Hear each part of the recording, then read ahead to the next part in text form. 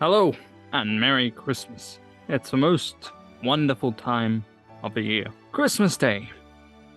It's held on the 25th of December every year, celebrated by billions of people across the planet. For many people, Christmas means different things. For some, Christmas is about the celebration of the birth of Christ, a religious observance. For others, it's a day of family, gift-giving, and feasting. Christmas is an ancient holiday with roots that go far beyond Christianity. So let's dive deep into the history. We will be exploring both the religious aspect, the pagan aspect, and all the different little aspects that have led to this date being the one that we celebrate every year. So, let's look at Christianity.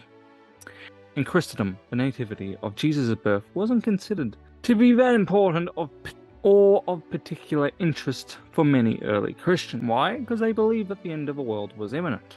The earliest of Christian writers was Paul. Paul converted to Christianity in 35 AD. He never knew Jesus, a person, who most likely died in 33 AD, and yes, Jesus is a real person for some more extreme atheists out there. There is plenty of historical evidence to support that this person was a real person.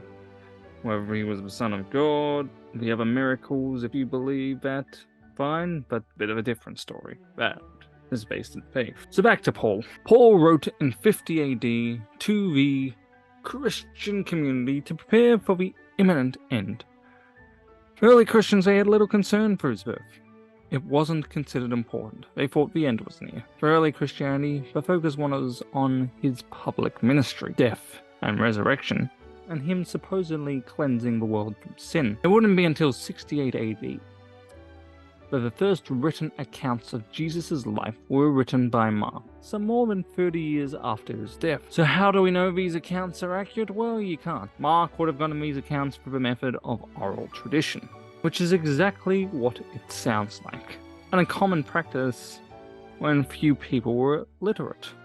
Much of what we know about the ancient Greeks also came through oral tradition.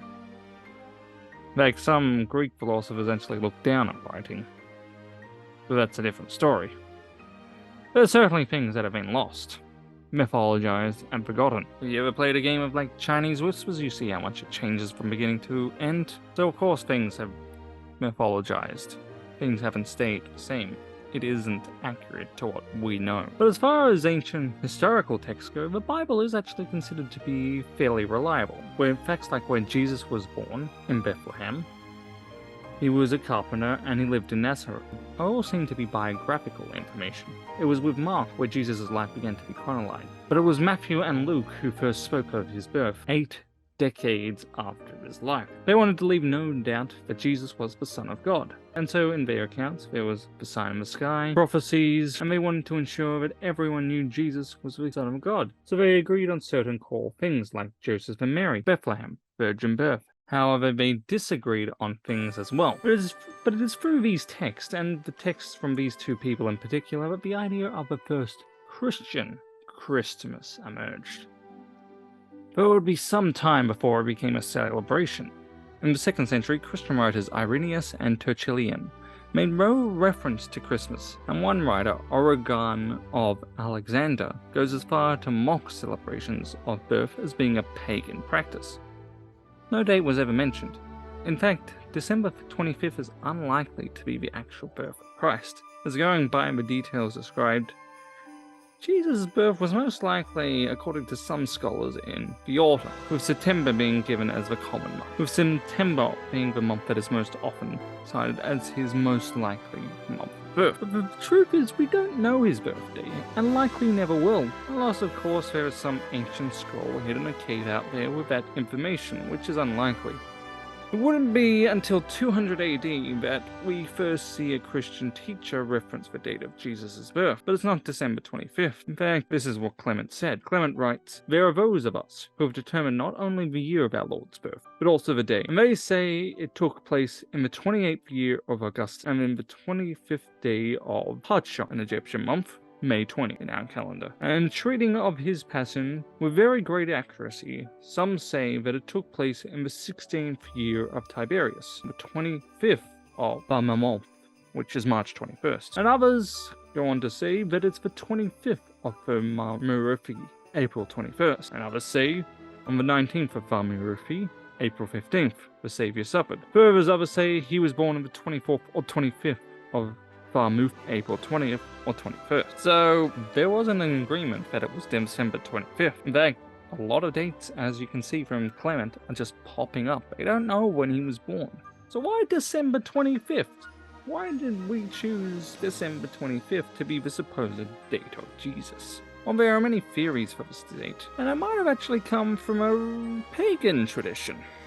The Roman pagan tradition known as Saturnalia. Saturnalia was an ancient Roman festival held between December 17th to December 24th, coinciding with the winter solstice. It was held in honor of the god Saturn, and included a change in social custom. A sacrifice would be made to the temple of Saturn. Slaves and masters would swap places, with the masters providing service. There was gift-giving, partying, feasting, and wine-induced drunken orgies. These were common part of this Roman Christmas, you might call it. And this was then followed on December 25th with a holiday for the birth of Sol Leviticus, the birth of the unconquered sun. It would be in the 4th century that the first known celebration of Christmas would occur, with the first known reference to December 25th, as Christmas appearing in the Roman calendar in the year 354. So according to the Saturnalia hypothesis, the reason for December 25th was, as Rome converted to Christianity, they wanted to encourage the spread of Christianity, to Christianize the pagan Roman world. Theory goes, if Christmas was more like a pagan holiday, more pagans would adopt it. And this is certainly a possibility. This theory wouldn't be first mentioned until the 12th century, that Christmas was set at the time of pagan festivities, and scholars in the 18th and 19th centuries would further explore this idea. Again, the argument being it would help convert pagans. With Jesus' actual birth date unknown, let's just claim the pagan holiday. We'll convert the pagans as we're doing it, and we'll just say it's the birth of Jesus. Sounds great. This theory was further popularized with many other pagan traditions, such as the Christmas tree being adopted, as the religion began to spread to North and Western Europe. Other possible origins of the date? Well, as noted by Syrian biblical scholar Dionysius Bar Salibi, in his manuscript, he stated Christmas was originally January 6th, but was shifted to December 25th, so that it fell on the same date as the pagan Sol Invictus holiday, with many modern people assuming this is the reason for the date. But there are some flaws. For example, in the first few centuries, early Christians tried to distance themselves as much as possible from pagan festivities as they could, and there is evidence to suggest that December 25th as the celebration of Christmas predates the Romans.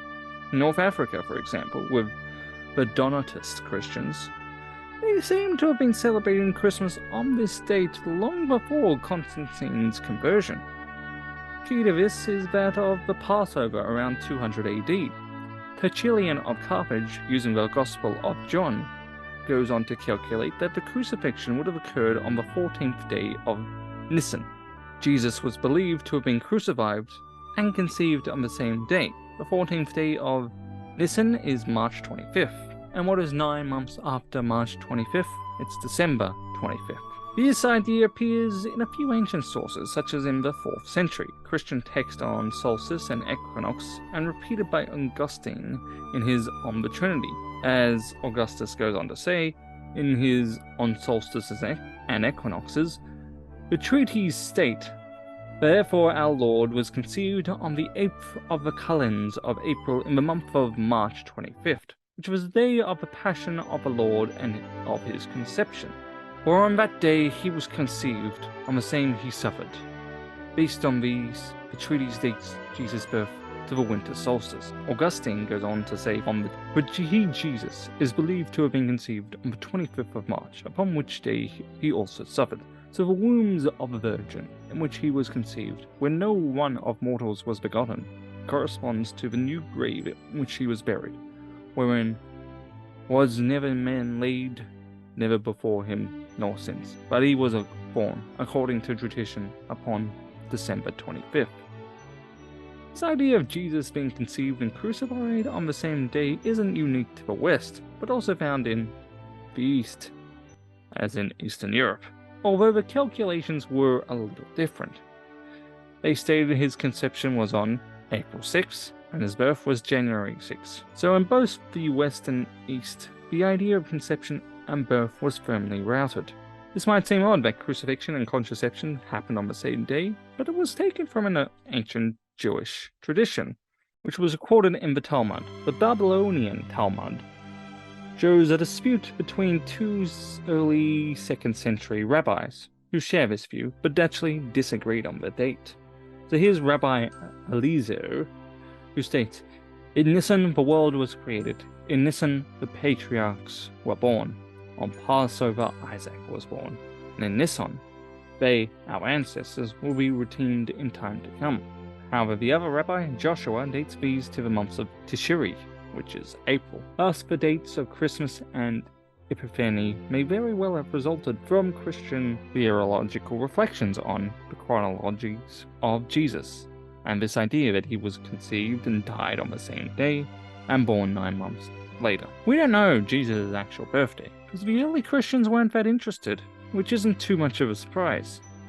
Many highly influential modern people from the last 200 years have had a profound impact on society, like say Napoleon or Karl Marx. Most don't know or care for their birthday. It's irrelevant to their greater story. From 4th century onwards, pagan traditions from Rome, such as Saturnalia and other pagan festivities such as Yule, certainly helped drive this tradition. But December 25th could very well have predated the Roman conversion, and may have its roots in these ancient Jewish traditions, such as the death and conception of Passover. But again, is having a celebration on December 25th to coincide with the winter solstice and the new sun arriving really unique to the Romans? Festivities around this time were common amongst various different European cultures. There's plenty of evidence to suggest that the winter solstice has been a moment of significance since Neolithic times, and we can see this in evidence from the Bronze Age in England, Stonehenge, and Newgrange in Ireland. The archaeological evidence through the primary axis of these monuments reveals that these monuments were aligned with the winter solstice, sunrise and sunset. However, the reasons for the 25th of December, ultimately, we don't know. We don't know why we celebrate Christmas on the 25th of December.